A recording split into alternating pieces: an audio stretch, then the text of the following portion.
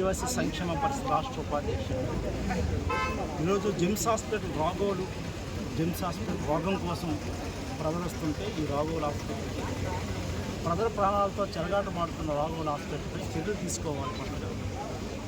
ఏదైతే ఈరోజు ఒక ఆదివాసీ విద్యార్థి గత ఏడాది యాక్సిడెంట్ అంటే ఆటలాడుకొని పడిపోయి దెబ్బతగిలింది. గత ఏడాది ప్లేట్లు వేసిన తర్వాత ఈ ఏడాదికి వచ్చి ప్లేట్ తీసుకోవడానికి తల్లిదండ్రులు వచ్చారు.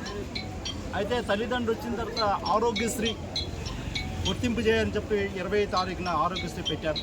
పెట్టిన తర్వాత ఏదైతే మత్తు ఇంజక్షన్ వేసినట్టు డాక్టర్, మేము అక్కడ మత్తు ఇంజక్షన్ వేసిన ఎలా వేశారో ఏమీ చూడలేదు. కానీ వేసిన తర్వాత కొంతమంది డాక్టర్స్తో మేము కూడా సంప్రదించిన తర్వాత అబ్బాయి ఆరోగ్యంగా శుభ్రంగా అక్కడ ఆట ఆడుకుంటూ తల్లిదండ్రులు తీసుకొచ్చి జిమ్స్ హాస్పిటల్లో పెడితే ఈరోజు అబ్బాయి పరిస్థితి ఏ విధంగా ఎంత దీనస్థితిలో ఉందని అనడానికి ఇదే నిదర్శనం. నేను కూడా స్వయంగా నేను చూసి ఆ అబ్బాయి పరిస్థితి ఆరోగ్యంగా ఉన్న పరిస్థితి అబ్బాయిని ఈ విధంగా తీసుకొచ్చిన చర్యలు తీసుకుంటే ఎవరైతే మత్తు ఇంజక్షన్ వేసిన డాక్టర్ తక్షణం అరెస్ట్ చేయాలని మేము డిమాండ్ చేస్తున్నాం. అబ్బాయికి ఎటువంటి ఫిట్స్ కానీ ఎటువంటి ఇతర రోగాలు ఎటువంటి ఏమీ లేవు. అబ్బాయి ఆరోగ్యంగానే ఇక్కడ తీసుకొచ్చారు. ప్లేట్స్ తీయమని చెప్తే ప్రాణాలు తీస్తూ ఉన్నారు జిమ్స్ హాస్పిటల్. అయితే మాకు అనేకమైన అనుమానాలు ఉన్నాయి.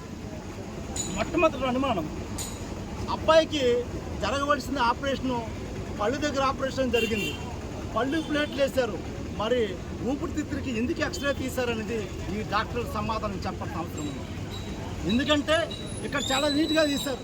18వ తేదీన ఈ అబ్బాయికి ఊపిరితిత్తులకి ఎక్స్రే తీశారు. అసలు అబ్బాయికి ప్లేట్లు ఎక్కడ పెట్టారు, ఎక్కడ స్కాన్ చేయాల్సింది అక్కడ వానేసి ఈ ఊపిరితిత్తులకు సంబంధించినటువంటి దీనికి ఎందుకు ఎక్స్రే తీశారనేది అనుమానం ఉంది. అనుమానం ఉండడానికి కారణం ఏంటంటే అబ్బాయికి 14 సంవత్సరాలు. అబ్బాయికి ఎవరైనా అవసరానికి కానీ గుండె మార్పిడి కోసం కానీ ఊపిరితిత్తుల మార్పిడి కోసం కానీ అవసరానికి కోసం వీళ్ళు అనేకమైన టెస్టులు చేసి అవయవ దానాల కోసం ఇక్కడ ప్రాణాలు సైతం తీసేసి అవయవ దానాలు బయట రాష్ట్రాలకి బయట దేశాలకు కూడా ఇక్కడ నుంచి ఎగుమతులు చేస్తూ ఉన్నారు.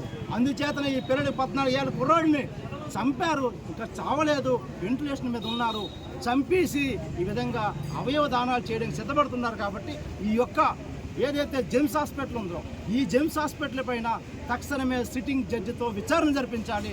ఈ అబ్బాయి ఎలాగైతే తల్లిదండ్రులు ఈ అబ్బాయిని తీసుకొచ్చారో అదేవిధంగా ఆ తల్లిదండ్రులకు అబ్బాయికి అప్పచెప్పాలని మేము డిమాండ్ చేస్తున్నాం.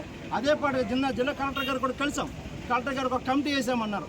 కమిటీ ఆదివాసీ విద్యార్థి కాబట్టి ఈరోజు సెలవు అని చెప్తా ఉన్నారు. ఒక ఐటీడీఏపీ ఒక బాధ్యత ఉండాలి, ఒక కలెక్టర్ బాధ్యత ఉండాలి. ఎందుకంటే పేపర్లో మీడియాలో సోషల్ మీడియాలో వస్తే కనీసం ఐటీడీఏపీ అనే వ్యక్తి ఈరోజు కనీసం యొక్క ఆదివాసీ విద్యార్థి ఒక 10వ క్లాస్ చదువుతున్న విద్యార్థి అక్కడ డీడీఐని స్పందించాలి, ఐటీడీ అధికారులను స్పందించాలి. ఎవరు స్పందించకపోవడం అంటే ఈరోజు ఆదివాసుల ప్రాణాలంటే అధికారులకు నిర్లక్ష్యం చేస్తూ ఉన్నారు. ఆదివాసులు అంటే పూర్తిగా నిర్లక్ష్యం ధోరణి ఉన్నారు. ఈరోజు పార్లమెంటు సభ్యులు కేంద్ర మంత్రికి కూడా ఈరోజు అడుగుతూ ఉన్నాం. ఇదే జిమ్స్ హాస్పిటల్ దగ్గర నుంచి అనేక మంది వందలాది మంది ప్రాణాలు పోతూ ఉంటే ఇక్కడ నుంచి అవయవ దానాలు చేస్తూ ఉంటే ఎవరికి వెళ్తున్నాయి అవయవ దానాలు అని చెప్పి కనీసం పార్లమెంటు కూడా ప్రశ్నించలేని పరిస్థితి. మౌనం పాటిస్తున్న పార్లమెంట్ ఉన్నటువంటి ఎంపీ గారికి కూడా కేంద్ర మంత్రికి అడుగుతూ ఉన్నాం. ఈరోజు జిమ్స్ ఆసుపత్రుల నుంచి అనేకమైనటువంటి అవయవ దానాలు జరుగుతూ ఉన్నాయి. ఎక్కడికి వెళ్తున్నాయి అవయవ దానాలు, ఎవరికి వేస్తున్నారు అవయవ దానాలు బహిర్గతం చేయనవసరం లేదు. కానీ లిస్ట్ అయితే తెలియజేయడం అవసరం ప్రభుత్వం మీద ఉంది, హాస్పిటల్ మీద ఉంది. అందుకే మాకు అనేకమైన కోణాల్లో అనుమానం ఉంది. ఏదైతే అబ్బాయికి ఈ విధంగా స్కాన్ చేశారో ఆ అబ్బాయి ఊపిరితిత్తులు ఆమె గుండె కోసం ఇది స్కాన్ చేశారని చెప్పడానికి ఇది ఒకటే నిదర్శనం. కాబట్టి కావాలనే హాస్పిటల్ సిబ్బంది మత్తు మంది ఎక్కువగా ఇచ్చి అబ్బాయి ఈరోజు వెంటిలేషన్ మీద ఉంచడానికి కారకులైనటువంటి హాస్పిటల్ సిబ్బంది పైన ఎవరైతే మత్తు డాక్టర్ ఉన్నారో రేస్మా పైన తక్షణమే కేసు బుక్ చేసి అరెస్ట్ చేయాలని చెప్పి ఆదివాసీ సంక్షేమ పరిషత్ నుంచి మేము డిమాండ్ చేస్తున్నాం. అబ్బాయికి ఆ కుటుంబానికి న్యాయం జరిగే వరకు ఇదే ప్లేస్లో ఉంటాం, కదిలేదే లేదు. ఎండొచ్చినా వానొచ్చినా ఆ యొక్క సిబ్బంది కలెక్టర్ అందరూ కూడా వచ్చి ఇక్కడ పూర్తిగా విచారణ జరిపించి ఎవరైతే దోషులు ఉన్నారో ఆ దోషులకు తక్షణమే అరెస్ట్ చేసి జైలుకి పంపించినంత వరకు ఈ ఉద్యమం కొనసాగుతుంది. ఈ ఉద్యమం ఇంకొక గంట పోతే వేలాది మంది త్వరలో ఆదివాసులు ఇక్కడ తరలిస్తున్నారు.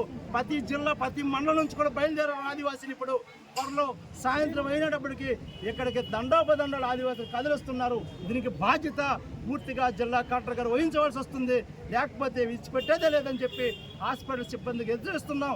పోలీస్ శాఖ కూడా మేము ఇటువంటి న్యాయం కోసం పోరాడుతున్నాం తప్ప మాకు వైరుధ్యాలు లేవు. దయచేసి మాకు కూడా మీరు సహకరించవలసిందిగా, ఆదివాసీ బిడ్డకి న్యాయం చేయవలసిందిగా మేము డిమాండ్ చేస్తున్నాం.